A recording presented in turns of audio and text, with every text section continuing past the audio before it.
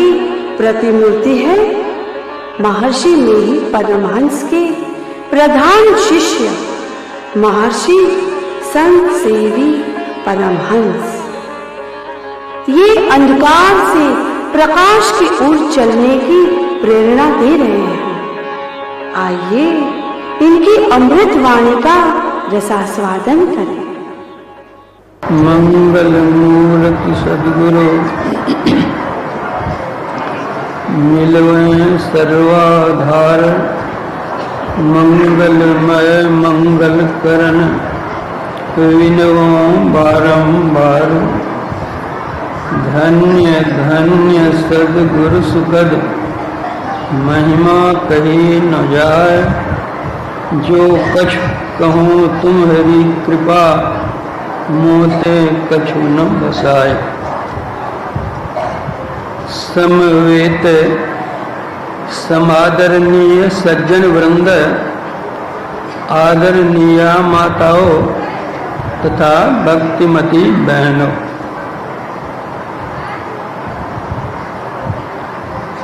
सृष्टि की ओर दृष्टि करने से परम प्रभु परमात्मा की अनंतता की परिपुष्टि हो जाती है। प्रभु ने जड़ और चेतन इन दो प्रकारों की सृष्टि की है। इन दो प्रकार की सृष्टियों में अंडज, पिंडज, उष्मज और स्थावर, ये चार खानियां और इसके अंदर 84 लाख प्रकार की योनियों का सृजन किया है। प्रभु कहते हैं, अखिल विश्व यह मम उपजाया, सब पर मोरी बराबरी दाया। समस्त सृष्टि का सृजन करता मैं हूं और सब प्राणियों पर मेरी दया समरूप से है। पुनः उन्होंने कहा, सब मम प्रिय सब मम उपजाए, सबते अधिक मनुज मोहि भाए। यद्यपि सारी सृष्टि की रचना हमने की है, फिर भी मानवीय सृष्टि की रचना को देखकर वो मुझे प्रिय लगती है।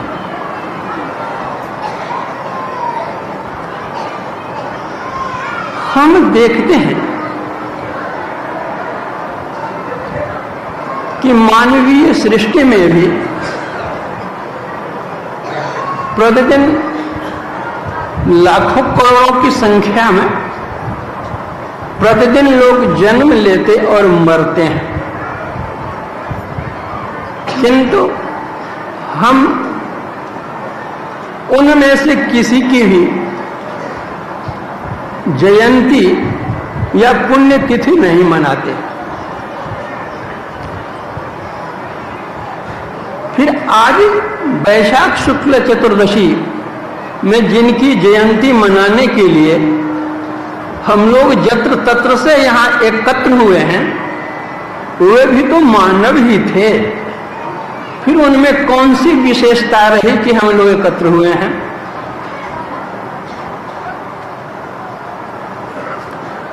मानव वे अवश्य थे, लेकिन मानव में भी वे महामानव थे। महामानव ही नहीं, वे नर रूप में हरि थे।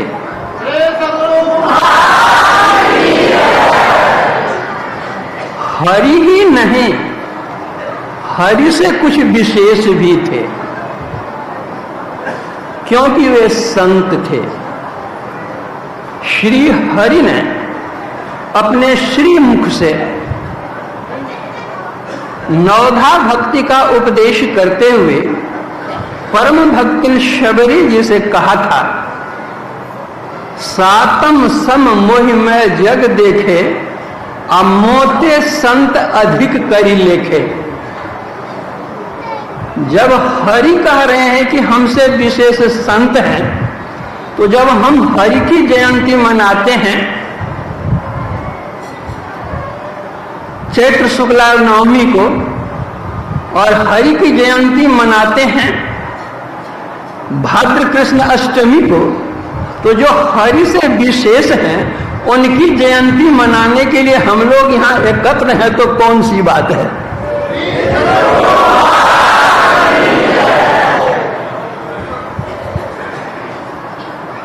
मैं कहना चाहूंगा कि वे संत ही नहीं थे, बल्कि संत से भी एक डेग आगे बढ़े हुए थे। आप कहेंगे सो कैसे? सत्य स्वरूप, शांति स्वरूप, सर्वेश्वर के जो साक्षात्कार किए हुए होते हैं, उन महापुरुष को हम संत कहते हैं। उन महापुरुषों में से ही कोई हमको सद्ज्ञान के साथ, सद शिक्षा के साथ सद दीक्षा भी देते हैं। तो जो व्यक्ति रूप से हमको दीक्षा देते हैं वे हमारे सदगुरु होते हैं। तो वे संत सदगुरु थे जिनकी जयंती मनाने के लिए हम लोग यहां समवेत हुए हैं।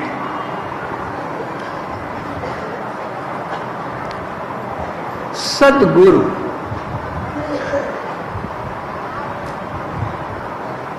जीवन काल में जिनकी सूरत सारे आवरणों को पार कर समाधि समय शब्दातीत में लीन रहती है,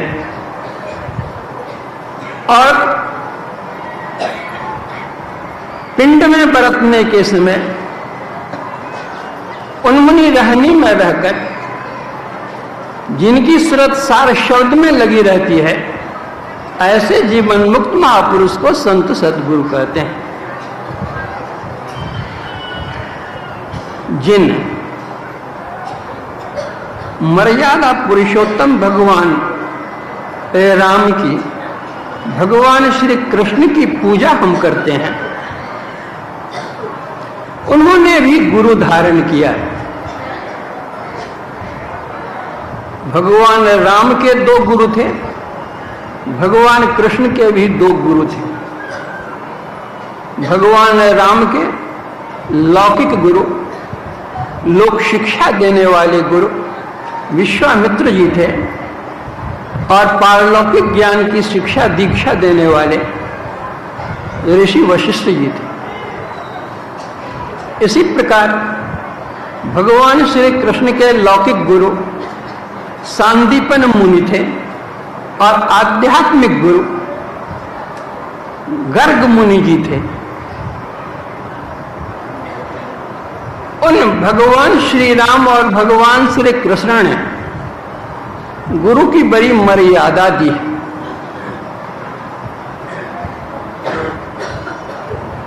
इतनी मर्यादा दी है कि जिससे विशेष बढ़कर के और किसी की मर्यादा नहीं। जब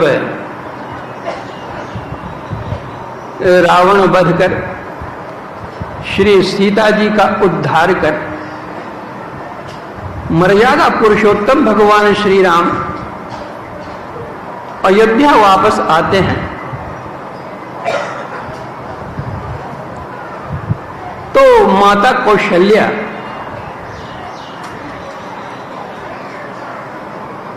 उनको पकड़कर अपनी गोद में बिठा लेते हैं और उनके अंगों को सहलाती हुई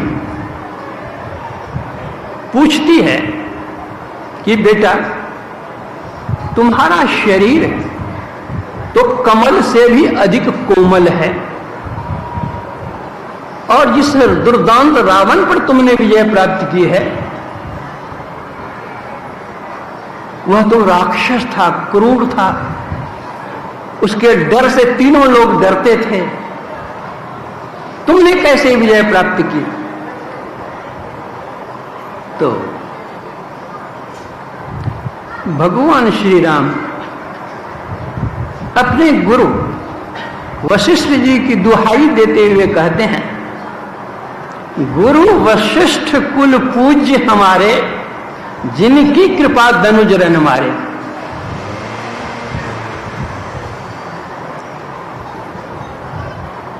उन वशिष्ठ जी का ज्ञान, गर्ग मुनि जी का ज्ञान भारत में रहा, लेकिन जिनकी जयंती मनाने के लिए आज हम समवेत हुए हैं, उनका ज्ञान अमेरिका में, इंग्लैंड में, नास्तिक देश रूस में, जापान में, नॉर्वे में, स्वीडन में, ऑस्ट्रेलिया में, नेपाल में, आज विभिन्न देशों में उनका ज्ञान का प्रचार है और उनके शिष्य रहे हैं। तो ऐसे जगत गुरु की जयंती मनाने में हम लोग समवेत हुए तो कौन सी विशेष बात हुई?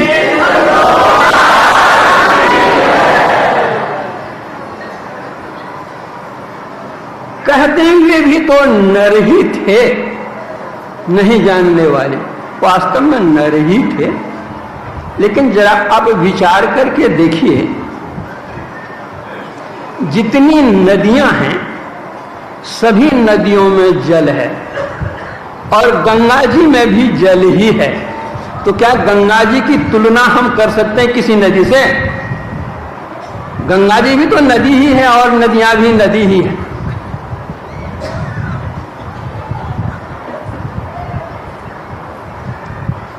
जितने पक्षी हैं सभी आकाश में उड़ते हैं, गरुड़ भी आकाश में उड़ता है, तो गरुड़ की तुलना क्या इन पक्षियों से हम कर सकते हैं?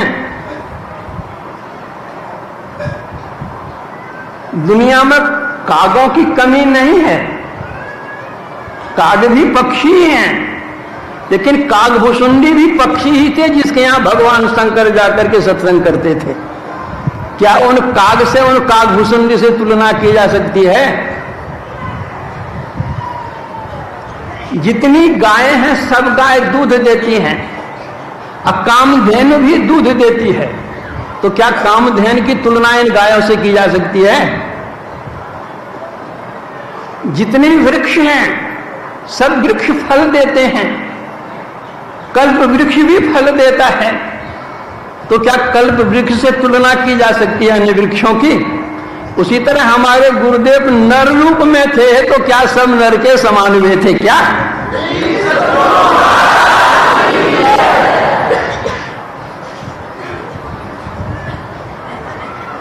उन्होंने हम लोगों को क्या सीख दी?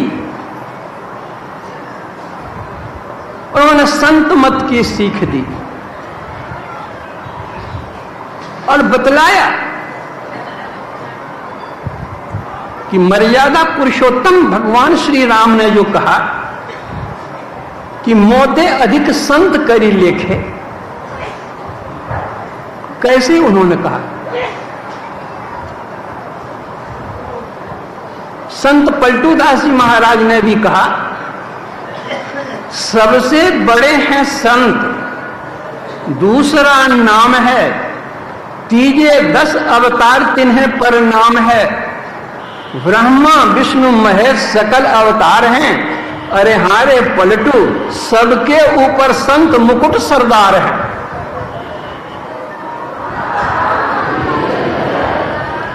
किसी ने लगे हाथ पूछ दिया पलटूदास जी से कि संत जी,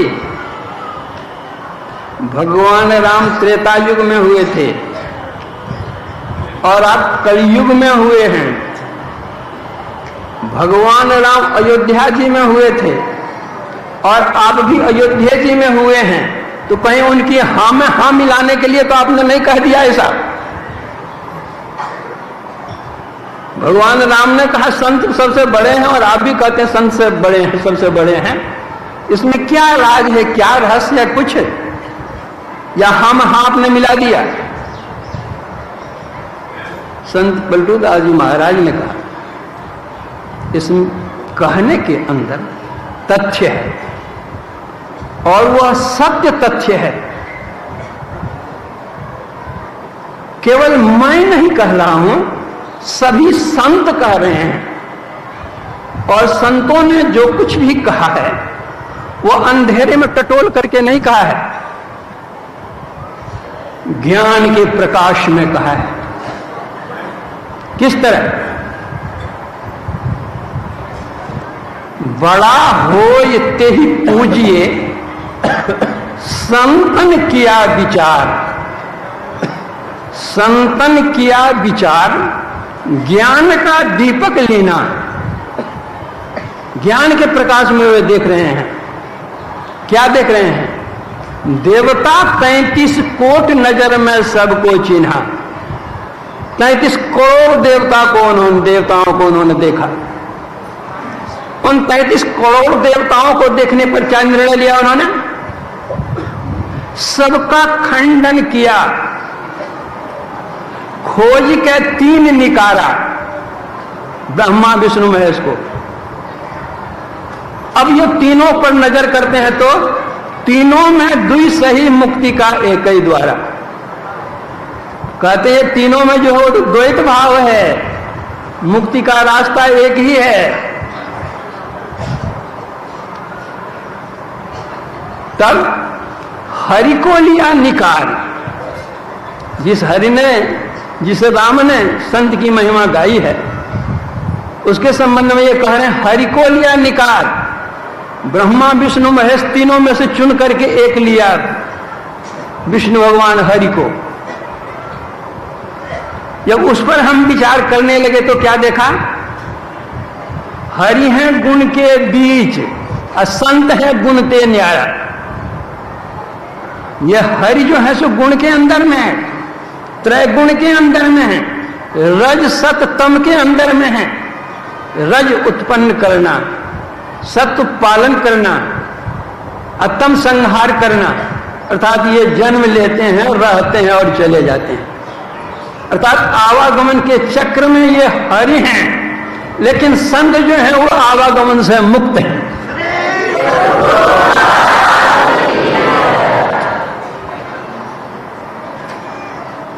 हरि में और संत में और अंतर?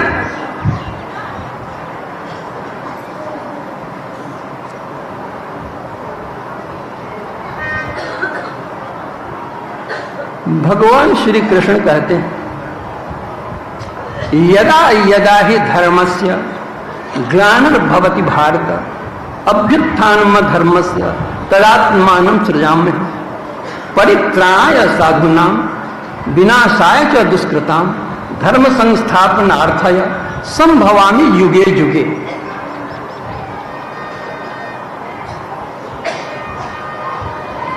युग युग में मेरा अवतार होता है और उस अवतार का कारण होता है। वह कारण क्या है? जब दुष्ट क्रिया बढ़ जाती है, दुर्जन लोग अधिक बढ़ जाते हैं, सज्जनों को सताने लगते हैं, तो उन दुर्जनों का नाश करने के लिए, सज्जनों का विकास करने के लिए मैं युग युग में जन्म लेता हूं। कोई जिज्ञासा कर सकते हैं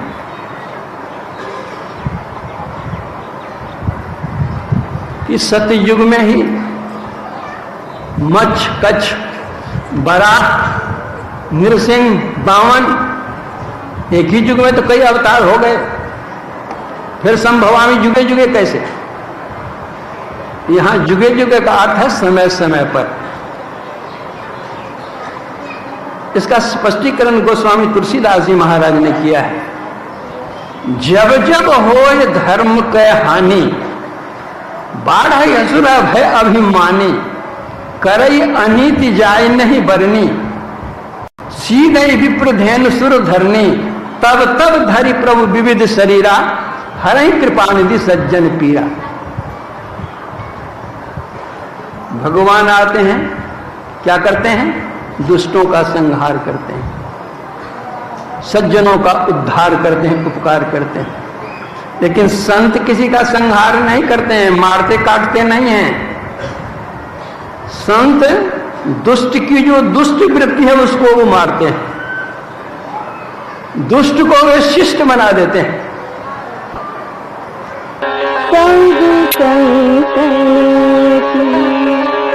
बड़ी बलिहारी, बड़ी बलिहारी, बड़ी बलिहारी, बड़ी बलिहारी,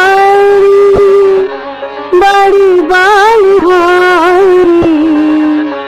सब संतन की बड़ी बलिहारी, सब संतन